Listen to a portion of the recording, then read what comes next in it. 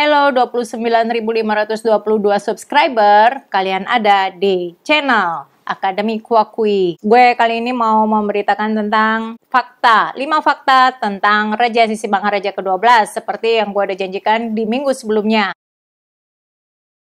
Kalian yang masih ingat uang lembar seribuan yang dikeluarkan Bank Indonesia, di situ ada lukisan Raja Sisimangaraja ke-12 yang merupakan, konon kabarnya ini merupakan hasil lukisan dari Agustin Sibarani. Padahal sebenarnya Agustin Sibarani sendiri pernah menuntut Bank Indonesia karena Bank Indonesia tidak meminta izin terlebih dahulu kepadanya. Agustin Sibarani adalah tentara yang juga sekaligus pelukis yang melukis wajah Raja Sisimangaraja ke-12.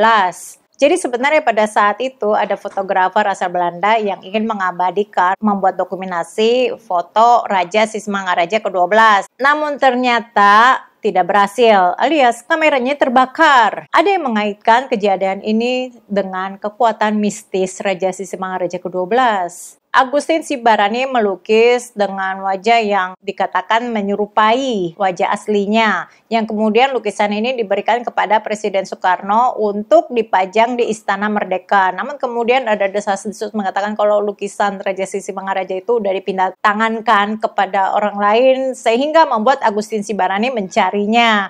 Dan setengah putus asa ia mendengar rumor kalau ternyata lukisan tersebut menjadi hidup di malam hari. Hingga akhirnya Agustin Sibarani pun menemukan lukisan tersebut dalam keadaan yang menyedihkan. Banyak debu menempel dan juga ada jejak bekas air hujan. Sayang memang, tapi seharusnya lukisan ini yang ada dipajang di dinding-dinding sekolah. Di dalam buku Sir Raffles, yaitu di surat-surat Sir Raffles menulis surat kepada William Marsden dan menceritakan tentang Raja Sisimangaraja yang memiliki kekuatan supernatural yang dapat membuat padi menjadi gagal panen, sekaligus membuat padi yang rusak menjadi panen. Konon Belanda mengalami kesulitan dalam menangkap Raja Sisimangaraja karena memiliki kekuatan ilmu kebal, sehingga dapat membuatnya meloloskan diri dari kejaran tentara Belanda selama 29 tahun. Dan di tahun 1907, tahun di mana Raja Sisimangaraja ke-12 itu berhasil ditembak. Peluru yang dipakai ini terlebih dahulu dilumuri dengan darah babi. Dan putrinya yang bernama Lopian itu yang terlebih dahulu tertembak, darahnya tanpa sadar mengenai Raja Sisimangaraja sehingga membuat ilmu kebalnya itu menjadi terbuka, luntur, dan karena itu berhasil ditembak.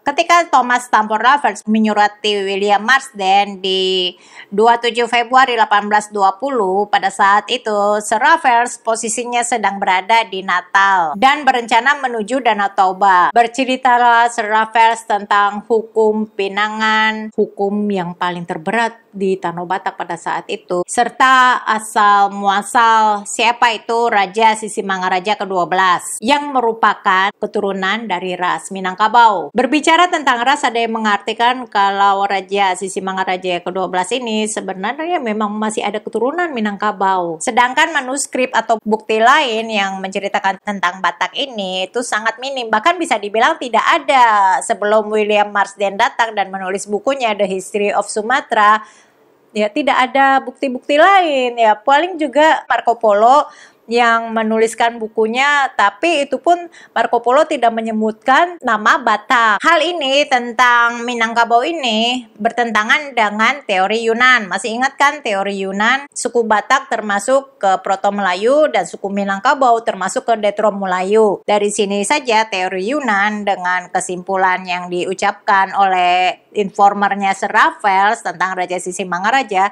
sudah sangat berbeda. Tapi kesimpulan tentang ras Minangkabau ini diperoleh dari kedekatan antara Tanah Batak dengan Minangkabau. Maksudnya dari letak geografis dan ada kesamaan fisik wajah. Sehingga ketika Sir Raffles bertanya siapa itu Raja Sisimangaraja, jawaban yang ia peroleh adalah keturunan ras Minangkabau yang sudah ada lebih dari 30 generasi atau sekitar 900 tahun. Sewaktu surat tersebut ditulis kan tadi 1890, berarti sekitar tahun 900-an. Dari sisi Batak pertama kali nenek moyang Batak adalah si Raja Batak. Si Raja Batak diyakini sebagai induk dari marga-marga Batak yang sudah ada dari tahun 1200-an. Dan Raja Sisimangaraja ke-12 adalah keturunannya di generasi ke-19.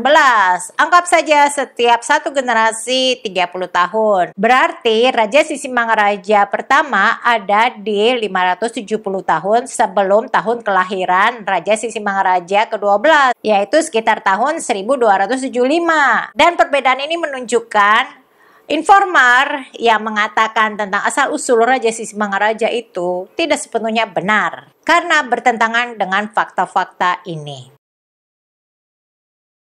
Tahun 1953, Presiden Soekarno datang ke Balige dan menanyakan di mana makam Raja Sisimangaraja ke-12. Warga menjelaskan makamnya itu ada terletak di Tarutung, di mana Tarutung adalah makam tawanan.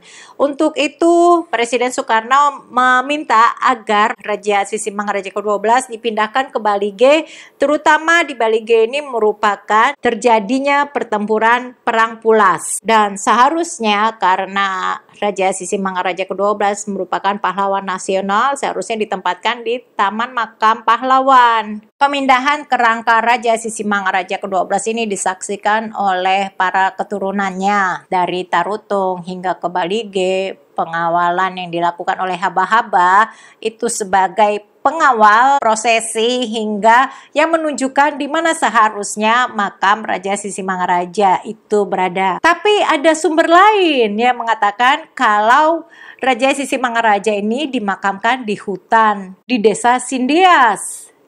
Tepatnya tempat pada saat Raja Sisimangaraja ke-12 itu ditembak. Bagaimana hal ini bisa terjadi?